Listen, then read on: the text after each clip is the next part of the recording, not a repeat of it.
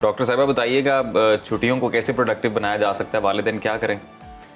अच्छा, ये जो समर वेकेशंस आती हैं, पहले तो हमें ये समझना चाहिए कि इट्स नॉट लाइक दैट कि ये बस हर साल आनी है। असल में इनका कुछ पर्पस भी होता है। सही। दुनिया भर में वेकेशंस किसी ना किसी सूरत में स्कूल्स में दी जाती हैं। मतलब इट डिपेंड्स कि कहाँ का वेदर कैसा है। कहीं पे विंटर ब्रेक आ जाती है इतनी लॉन्ग, कहीं पे समर वेकेशंस आ जाती हैं।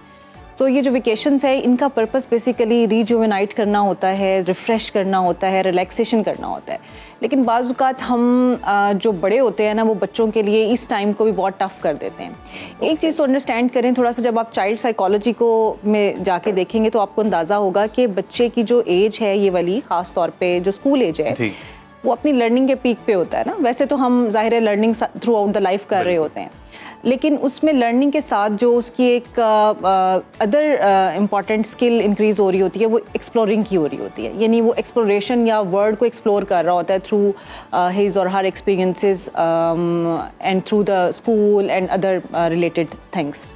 तो जब ये समर ब्रेक आती है या समर वेकेशंस आती हैं, तो उसमें क्या होता है कि वो जो कन्वेंशनल लर्निंग का पैटर्न होता है ना, वो उसका ब्रेक होता है। सही। और हमें इस चीज़ को अंडरस्टैंड करना चाहिए कि हमें बच्चे को वो तमाम अपॉर्चुनिटीज़ भी देनी चाहिए जिसमें कि वो इस कन्वेंशनल लर्निंग अप्रोच से निकले और सेल्फ एक्सप्लोरेशन सीखे। उसमें उसकी जो अपनी पर्सनल ग्रूमिंग है, पर्सनल डेवलपमेंट है, पर्सनल स्किल्स हैं, उसके साथ वो इन्वॉल्व हो। यानी आपने स्कूल ने तो ख़ास पैटर्न दिया हुआ होता है ना, और आप देखें कि बच्चों को, छोटे बच्चों को जब आप देखते हैं वो स्कूल जा रहे हैं, बाज़ का हमें तरस भी आता है कि यार ये किस तरह, मतलब आपने खींच रहे हैं और किताबों का बोझ लादा हुआ होता है।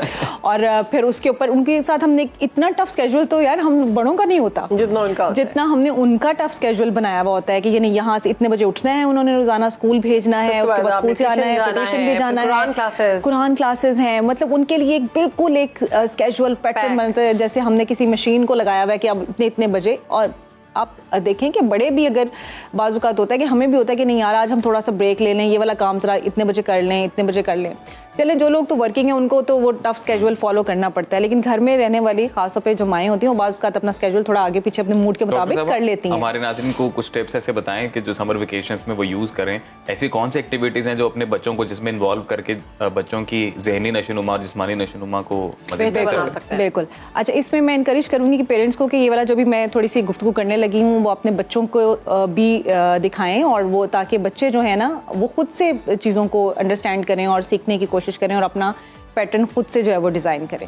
तो एक चीज़ ज़हन में रखें कि आपने जब समर वेकेशंस को प्लान करें, बल्कि अभी तो शुरू हो चुकी हैं, it's been like I think 2 weeks are gone, और अब एक्साइटमेंट जो है वो ईद की भी है, नेक्स्ट वीक में जो है वो ईद हॉलीडेज़ भी आ रही हैं, लेकिन still we have 1.5 month left अभी हमारे पास है कि हमने बहुत सारा टाइम स्पेंड करना है। तो आपने 3-4 चीज़ों को टारगेट करना है। एक आपकी फिजिकल एक्टिविटीज़ जो है उसको आपने टारगेट करना है। दूसरा, आपने एजुकेशनल एक्टिविटीज़ को ऑफ कोर्स हम नहीं लीव आउट कर सकते, लेकिन वो प्रायोरिटी नहीं होनी चाहिए। यानी अगर हम पहले 6 से 8 घंटे अपनी एजुकेशनल एक्टिविटीज़ को दे रहे थे, तो अब आपने सिर्फ 2 से 3 घंटे जो आपका स्कूल वाली सारा पैटर्न था उसको देना है। इसके अलावा तीसरी जो आपने देनी है वो सेल्फ डेवलपमेंट या ग्रूमिंग स्किल्स के ऊपर बच्चे के स्पेंड करना है। तो 3 चीज़ों को आपने टारगेट करना है। तो अब बच्चे क्या कर सकते हैं, खुद से किस तरह से कर सकते हैं? सबसे पहली चीज़ तो ये कि बच्चों को आप थोड़ा सा ये उनके ज़हन में डालें कि ये आपका टाइम है, you have to plan this. यानी आप पेरेंट्स खुद इस चीज़ को प्लान ना कर लें कि हमने आपका कैसे कैसे स्केड्यूल करना है। और यही वजह है कि जब हम बच्चों को डिसीजन मेकिंग में इन्वॉल्व नहीं करते, तो हम जैसी उम्र तक पहुँच के भी हमारे पाकिस्तानी नौजवान जो हैं वो अपने बहुत सारे ज़िंदगी के फैसले नहीं कर सकते। एग्जैक्टली। सो बच्चों को डिसीजन मेकिंग में शामिल करें, उनसे पूछें कि उनकी प्रायोरिटीज़ क्या है, बल्कि आप उनके ऊपर छोड़ दें और आप देखें कि बच्चे खुद से जो है ना वो इनकरेज होंगे और आपको बताएंगे कि हम ये करना चाहते हैं।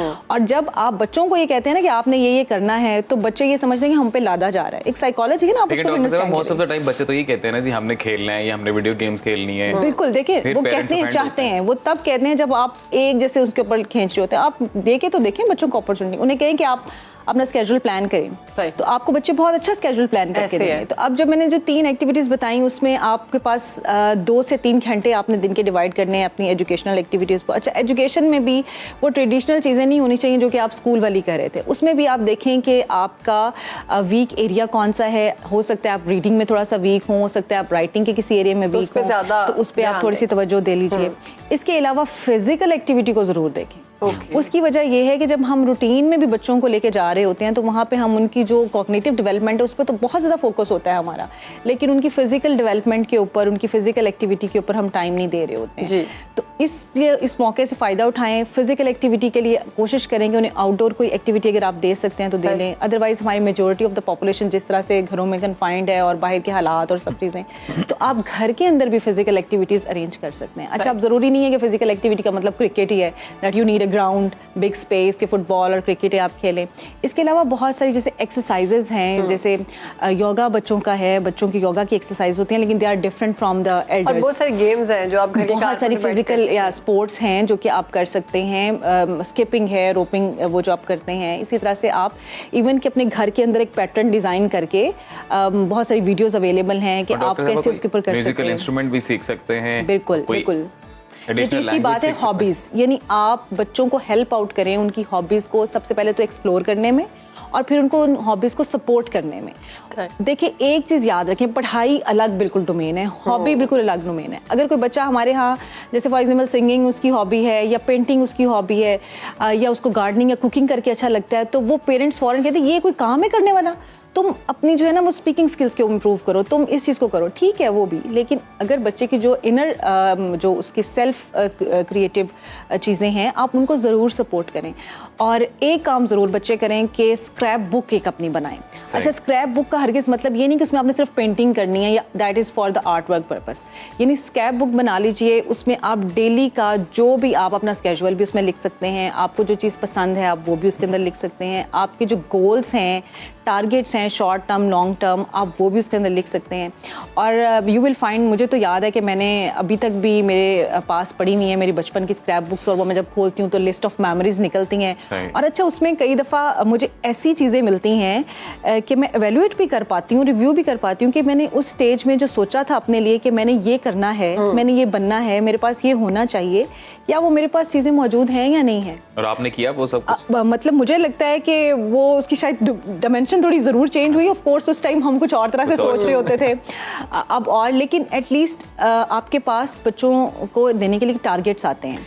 पहले ऐसा होता था कि जब हमारा बचपन था या हमसे पहले लोग सिक्के जो थे ना वो उसको इकट्ठे करते थे, कॉइन कलेक्शन होती थी, स्टैम्प कलेक्शन, मैंने स्टैम्प्स बहुत जमा किए। वही बात है कि गर्मियों में हम काम काफी करते थे। बिल्कुल, अब मुख्तलिफ हॉबीज हो सकती हैं। फॉर एग्जांपल जैसे मुझे पसंद है कि मैं मुझे अपॉर्चुनिटीज मिलती रहती हैं कि मुख्तलिफ बीच पे मैं जाती हूँ तो मैं वहाँ से वो जो पत्थर होते हैं उनके, ठीक है, इवन सिपियाँ तो एक अलग चीज़ है ना, यानी आप किसी भी उसकी सैंड उठा लें थोड़ी सी और पत्थर वहां से उठा लें, तो मैंने वो एक बिल्कुल डिफरेंट कलेक्शन रखी हुई है। मुझे लगता है कि मेरी ये बहुत जबरदस्त बीचेस के सोवेनियर्स आपने बनाए हुए हैं। बीचेस के सोवेनियर्स मैंने खुद से क्रिएट किए हैं। क्या बात। So similarly you can have like that. आप बच्चों के कुछ भी हो सकते हैं, यानी ट्री लीव्स हो सकते हैं, मुझे वो बहुत पसंद है, मतलब जो ड्राई लीव्स होते हैं, आई कलेक्ट दीज। सो इस तरह से आप बच्चों को इनकरेज कर सकते हैं, उनकी जो भी अपनी कोई चॉइसेस हैं वो उनको इनकरेज करें, उनको अपनी पर्सनैलिटी को समझने में आसानी होगी। बिल्कुल, और ये वो स्टेज है, ये वो टाइम है जिसमें आप उन्हें बहुत